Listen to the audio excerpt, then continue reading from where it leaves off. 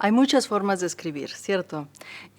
Las que a mí me interesan tienen mucho que ver con una conexión muy orgánica con las comunidades donde esta escritura se lleva a cabo.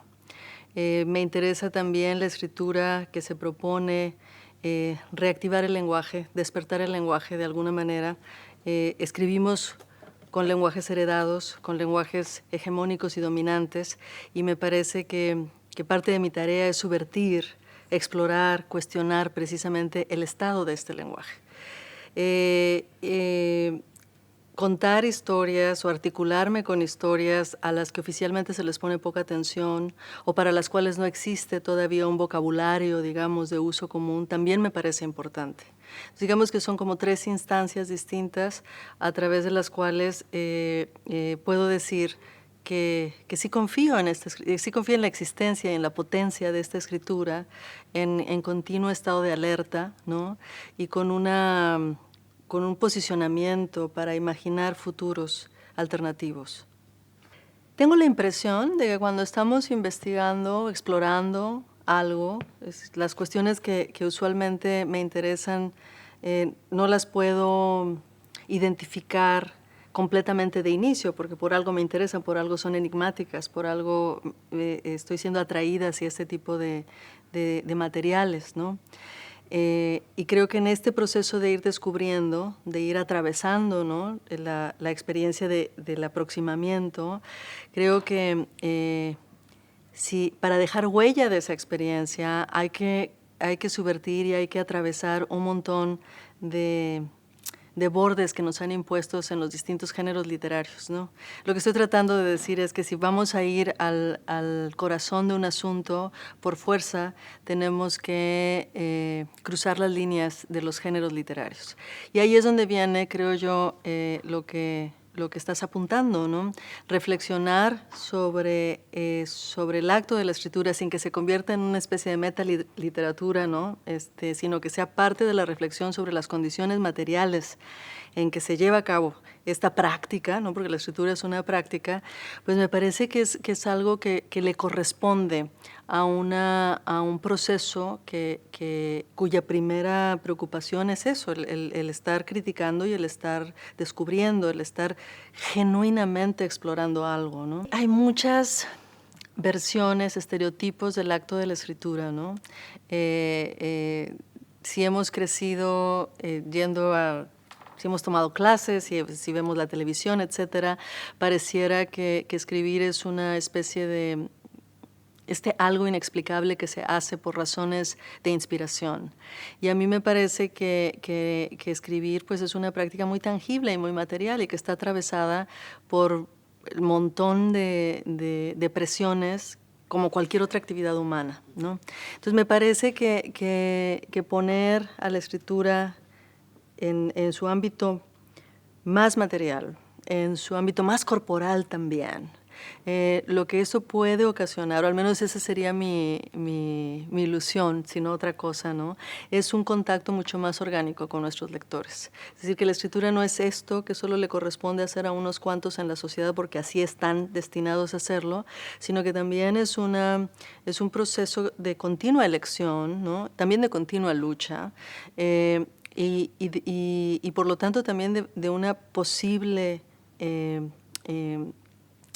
compartencia, ¿no?, de una articulación mucho más concreta también con aquellos que ocupan su tiempo también leyendo nuestros libros. A eso le he llamado en otros libros desapropiación, con la idea quiero enfatizar que cada vez que estamos escribiendo sobre materiales ajenos, incluso si estamos tratando temas tremendamente personales, ¿no?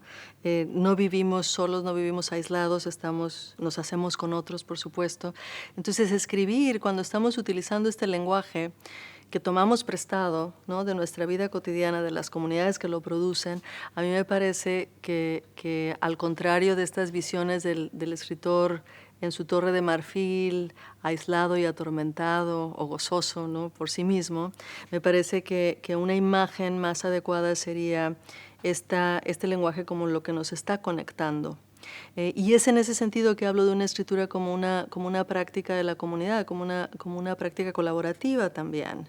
Es decir, en su raíz misma ya es plural. Porque nuestros instrumentos de trabajo, porque la energía con la que estamos trabajando nos viene también de otros. Y creo que estar conscientes de eso, no solo a nivel, digamos, de fuerzas sociales, sino a nivel estético. Es decir, ¿qué hago yo con estos materiales que estoy tomando de la experiencia de tantos? ¿Cómo le hago para que esas otras experiencias estén invocadas, citadas, y diría Benjamín, redimidas también, ¿no? En el mismo proceso de la escritura? Todas esas preguntas para mí son muy importantes. No tengo una respuesta definitiva, pero no me las puedo quitar de la cabeza mientras estoy escribiendo, eso sí. Definitivamente, a mí me interesan todas las formas de escritura procesual, ¿no? Finalmente, sí entiendo la escritura como una práctica de acompañamiento. Y a los textos cada vez me interesan más aquellos, digo yo, que ofrecen un abrazo, aquellos que dan la bienvenida, ¿no? Aquellos en los que podemos encontrar un momento también de refugio. Quisiera tratar estos conceptos o temas como categorías estéticas también. Son políticas, ¿no? Vienen de nuestro vocabulario, digamos, del activismo, pero también son categorías estéticas. Y creo que para poder, lo que me toca hacer desde mi perspectiva como escritora es cómo le hago para trabajar con estos instrumentos que los han utilizado tantos por siglos enteros, pero precisamente para que se conviertan en esta casa, para que las personas que entren aquí puedan sentir, que puedan reacomodar los muebles, ¿no? Que puedan rediseñar el espacio, que son una parte fundamental y activa también, ¿no? Hablamos de la lectura como un proceso creativo y creo que un poco eso es a lo que te estás refiriendo, es decir, la lectora que viene, que acepta este pacto, ¿no? Que dice, sí, soy parte de esta complicidad. Sería muy distinto si lo único a lo que pudiera llegar sería a ocupar un rol de contemplación pasiva, ¿no? De observadora, ¿no? Y creo que más allá de eso, la lectura crítica, en sus momentos más felices la práctica crítica también, ¿no? Es algo que podemos trabajar estructuralmente en los textos, no solo con las temáticas, no solo con los actores o los elementos de la realidad que nos preocupan o a los que estamos naturalmente atraídos, pero también con la hechura, con la manufactura del texto, cómo vamos a caminar juntas, ¿no? ¿De qué se va a tratar este acompañamiento?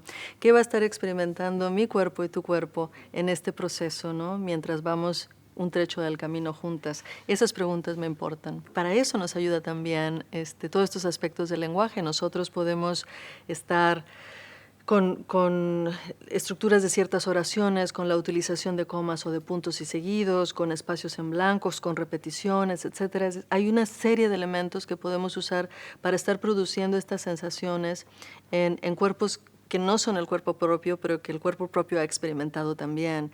Y creo que poner atención a eso, ¿no? que es un poco moverse, dejar no descuidada, pero sí un poquito al lado toda la cuestión de la trama, pero ponerse a pensar muy, muy cautelosamente, con mucho cuidado, y también con mucha fe, ¿no? Con esta confianza de la que hablábamos antes, de que es posible, si es posible que este material que compartimos, que es el lenguaje, y que es tan poderoso, ¿no? pueda simbrar, ¿no? Emotivamente, físicamente, la experiencia de otro cuerpo en la tierra. Si eso se logra en algún momento, yo diría que la literatura ha logrado lo imposible, y en todo caso ese es el objetivo. Hay que ver si se logra después. Entonces yo creo que mucho del trabajo de escribir también tiene que ver con una frase maravillosa, con la tolerancia por lo incierto, ¿no? Y por irse moviendo con cierta gracia, si lo quieres ver así, por terrenos que uno también está pisando por primera vez, como la lectora también está pisando por primera vez. Y yo creo que cuando se logra hacer eso, este acompañamiento del que estaba hablando antes es verdaderamente, es genuino. Es decir, no es la instancia de alguien que sabe el territorio y lleva a alguien más de la mano guiándolo, porque eso implica una jerarquía que suele ser muy molesta. Eso no lo hacemos en la vida cotidiana porque lo tendríamos que hacer en los libros, ¿no? Entonces creo que es parte, cuando el proceso en sí mismo ofrece esta posibilidad de descubrimiento personal para la persona que lo está escribiendo, para mí como escritora y para la lectora en su momento, creo que cuando vamos juntas ahí, oh my God, eso sí es un momento de felicidad enorme. Yo disfruto mucho revisar. Borro mucho, ¿no? Muchas de esas cosas se van y el duelo es tremendo, pero hay que dejarlas ir. Confío en los ojos de algún par de lectores que tienen a bien también irme indicando cosas que yo no puedo ver a veces muy al inicio de un proyecto, pero lo que la revisión me permite es entender de qué se trata lo que estoy haciendo. Es decir, ¿qué es lo que el texto me está diciendo ahora en mi posición de lectora del texto? Y ese momento suele traer revelaciones, suele incluir cosas que yo pensé que no estaba haciendo, pero que resulta que sí estaba haciendo. Yo creo que es un poco la pregunta que me hacías un poco antes, ¿no? Son esta serie de cosas que vas tocando y que escapan de tu control, y digo, por fortuna. Pero puedes percatarte de ellas cuando vuelves. Ojalá, yo creo que de algunas creo que sí, ¿no? Que son las que se van yendo, son las que vas moviendo, son las que vas reacomodando. Mucho de la estructura original de un texto, que es su empuje, ¿no?, se conserva, pero hay muchas otras cosas que vienen como producto de este conocimiento, estas revelaciones que produce la revisión. Yo creo que esa relación activa y esa relación de coautoría, ¿no?, es de una gran complicidad y hay que cuidarla mucho. Y hay muchos precipicios, es decir, muchos peligros en el proceso, porque igual puedes poner muy pocos elementos y la lectora dice no hay suficiente y se puede ir, ¿no? O igual te puedes pasar y estás dando demasiadas cosas, como si la lectora no pudiera imaginarlas o incluso predecirlas, ¿no? Entonces yo creo que ahí hay mucho de trabajo de diálogo interno, ¿no?, de diálogos potenciales internos, y mucho trabajo de pensar en la función de la lectura. Es decir, no tanto en lectores particulares como si se tratara de clientes, no, sino en la lectura como una relación también gozosa, una relación de claroscuros también, y una relación en la que finalmente los participantes de la misma pueden quedar en posición de descubrir algo en conjunto, ¿no? Todo este trabajo de investigación de archivo que me gusta mucho hacer, que creo que es muy necesario hacer, de investigación de campo, de estar haciendo recorridos, de estar yendo a lugares, de investigación de entrevistas, etnográfica, en fin, todo esto me parece fundamental. Pero creo que has dicho algo muy importante. Es decir, esa investigación no es tanto para confirmar, ¿no?, es decir, para sostener y detener un proceso. Creo que mucho del trabajo interno que hago a través de estos documentos o estas palabras es precisamente algo de lo que hablaba muy al inicio, ¿no? Es decir, ¿cómo vamos a poder reactivar el lenguaje, despertar a este lenguaje dominante de su sueño de dominación, sin aventarle estas otras provocaciones? ¿Y de dónde vienen estas otras provocaciones? Bueno, de nuestras propias historias, de nuestra propia historia que va más allá de la persona que está escribiendo y que ha dejado huellas en estos lugares a los que llamamos archivos, ¿no?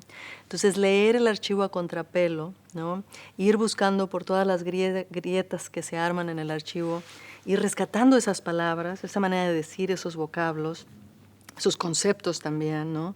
Me parece que cuando los traigo hacia el presente, ¿no? Porque el proceso de la escritura parte del presente, se hace preguntas desde el presente e invita a todos estos materiales a converger en ese presente.